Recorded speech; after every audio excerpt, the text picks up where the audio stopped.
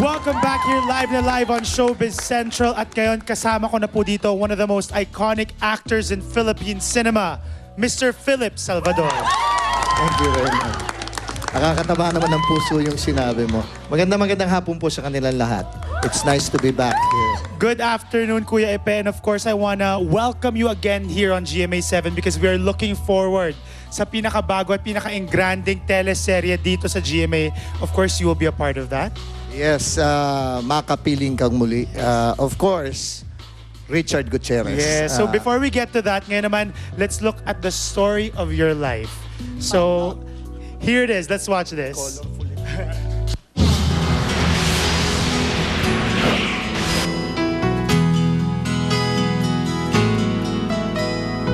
Philip Salvador has always been a man destined to take the path of show business from the day he was born. Being a son of Luis Lu Salvador, who was a popular actor, basketball player, and producer back in the 1920s. Kasama si Ipe sa nagmana ng isa sa mga tinitingalaang pangalan sa Pinoy entertainment scene noon. We are 102 children, 48 mothers. Our father is Lu Salvador Sr., so ayun, isang tata yun. Pero 48 na nanay. Si Philip talagang bata pa, mahilig na mag-artista, medyo yung kabataan niya, makulit, malikot. Mahilig magtatanong sa mga pader-pader, kung ano yung napapanood niya, mahilig kasi manood ng mga pelikula nung araw yan, ng cowboy at Indian, yung mga gano'n, yun yung mga time na yun di ba? Bilang pang 101st na pangalawa sa naging pinakabunsong anak ni Lu Salvador. Sa kanyang paglaki, it just seemed natural for Philip to share his father's love for sports and acting, which let him land some minor stints in the beginning. Well, actually, si Lolo was a sportsman, basketball player siya. Hanggang, I guess, naging artista na rin after that. Nagkasama kami sa ilang projects at meron pa nga kaming commercial na ako ang lead ng commercial, siya ay support ko lang. Kasi during that time, hindi pa siya action star. Basta ang alam ko, sa FPJ siya nagsimula. Nabigyan siya ng mga role nung bata pa siya sa FPJ. But when he finally came of age, Ipe was given a chance to shine brighter as a star. Huwag mong mapahawak-hawakan sa letsin tatay mo ang aking anak! It was Lino Broca na nakadiscover sa kanya. Nakita ata siya, parang, I think it was Augusto Salvador, o si Direk Augie, yun ang parang nag-recommend kay Lino. Tapos nakita ni Lino si Philip, pinalakad, nagustuhan yung lakad niya lang, yun lang yun. Yun na, doon na nag-start yun. Tapos, naging, well, nagkaroon siya ng mga awards, yung ano. After that, ginawa naman siyang action star ni Boss Vic, si Vic Del Rosario.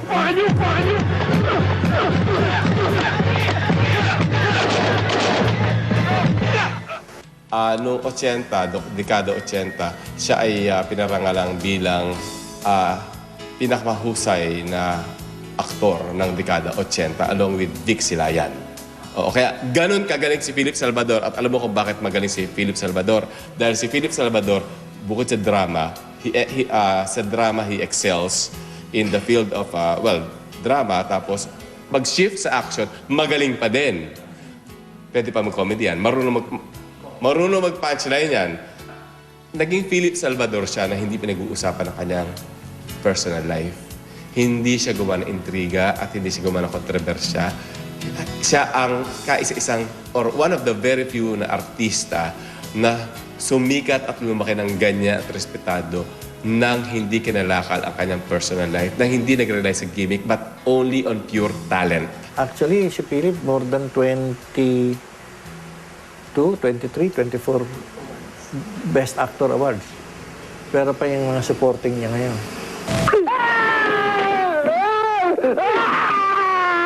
At lahat ng karangalang natanggap niya dahil na rin sa ipinakita niyang dedikasyon sa sining ng pag-arte at pagmamahal sa industriya ng pelikulang Pilipino. For every project that he does, alam ko, he immerses himself into the role. si Kuya Ipe is very supportive sa mga baguhang artista pa lang ako noon. Very supportive siya. Pinupush niya kami na to do really well, to study harder para sa craft namin. Perfectionist si Kuya Ipe. Yung passion ni Kuya Ipe sa bawat role na binibigay niya, mahirap tularan yun. Bilang isang artista, wala akong masasabi. Napakagaling na artista. Kaya lang minsan OA na. Paano kung OA? Alam mo na ng EP yun. De, pero, in fairness kay parang Philip, talagang among us four, si Rudy, si Bong, tsaka ako, siya yung pinakamagaling na artista. Si Pe, para sa akin, the best na yan. The best actor of Philippine cinema. Drama, mapupunta sa drama, timing, at makikita mo talaga sa kanya na mahal niya yung trabaho niya. Talagang, in fact, sa totoo lang, nagkaroon ako ng award because of Ipe din, sa tulong niya. So, and I owe that to Ipe. Hindi lang siya kaibigan kapatid ko yan. Kahit ano, banibalik na rin naman ang history, ang Philip Salvador nakatatak na bilang isang mahusay na aktor, pinakamahusay na aktor. Yun ang masasabi ko.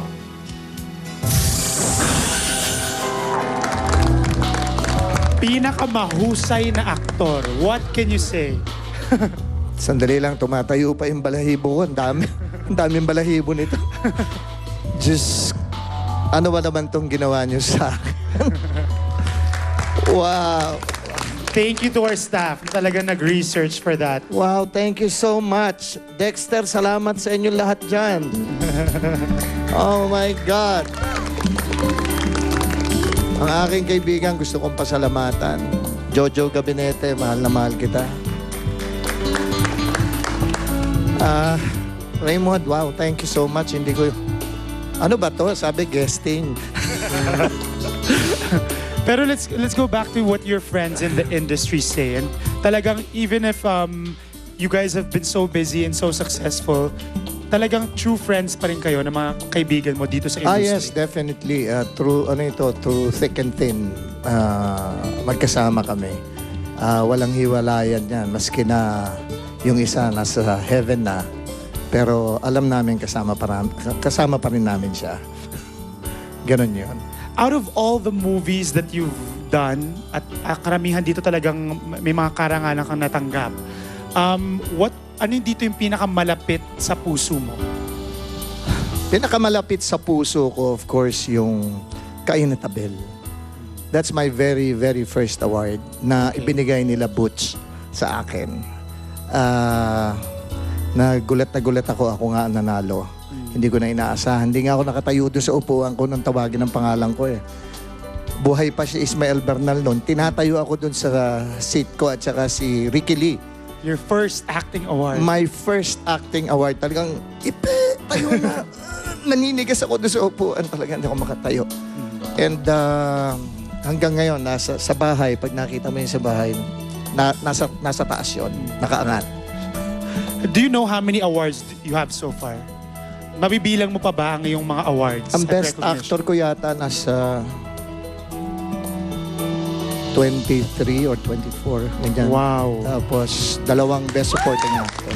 For any actor to win just one Best Actor Award, grabe na sa'yo, 23. No, it's the grace of the Lord na dati hindi ko iniisip. Grace ni Lord yon, binigyan ako ng talento. Yung talento ko, ginamit ko sa tama. Yun siguro. That's why, blessing niya yun. Oh, yan, sa iyo yan. And sa lahat ng nagbigay ng karangalan sa akin, this is an opportunity again. Opportunity uli ko to na pasalamatan sa inyong lahat. Nagpapasalamat ako talaga. Yes. At doon sa mga kaibigan ko, sa kapatid ko, doon sa mga kaibigan ko, sa pamangking ko, si Jobel, nakita ko pa. Thank you, si Bong, si Jinggoy, si Pipo, oh my God, si Res. As an actor, Kuya Ipe, may iba naman tayo. As an actor, para sa yung mga tagahanga, ano yung gusto mong maalala nila kay Kuya Ipe in the future? Sa aking mga tagahanga. na si Ipe, hindi lang artista, mabuting kaibigan. Okay. Yan. Importante sa akin yun. And I'm sure all your friends can attest to that, alright? Mga kapuso, ito po, he may be one of the most successful action stars, pero even the toughest guys can go through some of the biggest difficulties. At yan po ang sisilipin natin here in this VTR. Let's watch this. Pero pwede ka pa rin salubungin ng kamay.